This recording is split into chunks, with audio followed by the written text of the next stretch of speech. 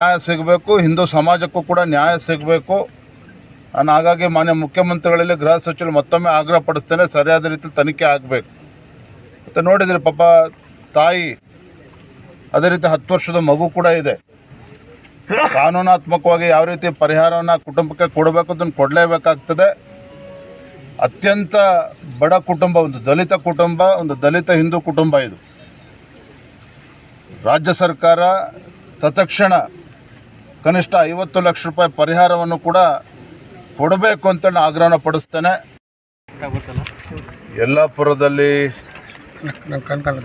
ನಿನ್ನೆ ದಿನ ರಂಜಿತಾ, ದಲಿತ ಹಿಂದೂ ಮಹಿಳೆಯ ಬರ್ಬರ ಹತ್ಯೆ, ಇದನ್ನು ನಾವು ಬಲವಾಗಿ ಖಂಡಿಸ್ತೇವೆ.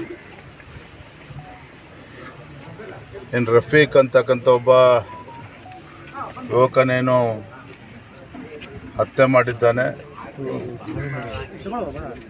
ಇಡೀ ರಾಜ್ಯದಲ್ಲೆಲ್ಲ, ಇಡೀ ದೇಶದಲ್ಲೂ ಸುದ್ದಿ ಆಗಿರುವಂಥದ್ದು.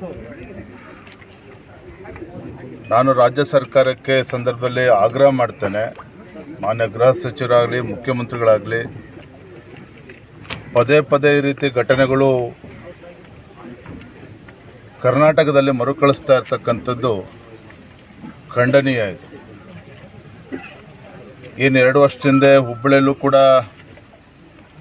ನೇಹಾ ಹಿರೇಮಠ್ ಆ ಘಟನೆ ಇನ್ನೂ ಕೂಡ ನಾವ್ಯಾರೂ ಕೂಡ ಮರ್ತಿಲ್ಲ. ಆದರೆ ರಾಜ್ಯ ಸರ್ಕಾರ ಒಂದು ರೀತಿ ಗೃಹ ಇಲಾಖೆ ನಿಷ್ಕ್ರಿಯ ಆಗಿರುವ ಪರಿಣಾಮವೇ ಈ ರೀತಿ ಪ್ರಕರಣಗಳು ಮರುಕಳಿಸ್ತಾ ಇರುವಂಥದ್ದು. ಗೃಹ ಸಚಿವರಾಗಲಿ ಮುಖ್ಯಮಂತ್ರಿಗಳಾಗಲಿ ಇಂಥ ಘಟನೆಗಳು ನಡೆದಾಗ ಪೊಲೀಸ್ ಇಲಾಖೆ ತನಿಖೆ ಪ್ರಾರಂಭ ಮಾಡೋ ಮುಂಚಿತವಾಗಿಯೇ ಇದು ಲವ್ ಜಿಹಾದ್ ಅಲ್ಲ ಅಂಥೇಳಿ ಬೇರೆ ಬೇರೆ ರೀತಿಯಲ್ಲಿ ಕ್ಲೀನ್ ಚಿಟ್ ಕೊಡುವಂಥದ್ದು, ಇದೆಲ್ಲದರ ಪರಿಣಾಮನೇ ಇಂಥ ದುಷ್ಕೃತ್ಯಗಳು ಮರುಕಳಿಸ್ತಾ ಇದೆ. ಇವತ್ತು 5 ಲಕ್ಷ ರೂಪಾಯಿ ಪರಿಹಾರವನ್ನು ಕೂಡ ನಾವು ಕೊಟ್ಟಿದ್ದೇವೆ.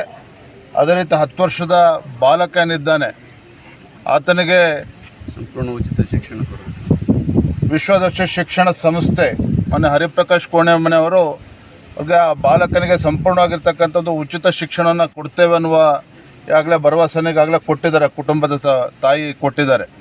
ಆ ಬಾಲಕನ ಶಿಕ್ಷಣದ ಕಡೆ ಗಮನಿಸ್ತೇವೆ ಅಂತೇಳಿ. ಆದರೆ ರಾಜ್ಯ ಸರ್ಕಾರ ಒಂದು ಕಡೆ ಕಾನೂನಾತ್ಮಕವಾಗಿ ಯಾವ ರೀತಿ ಆ ದಲಿತ ಕುಟುಂಬಕ್ಕೆ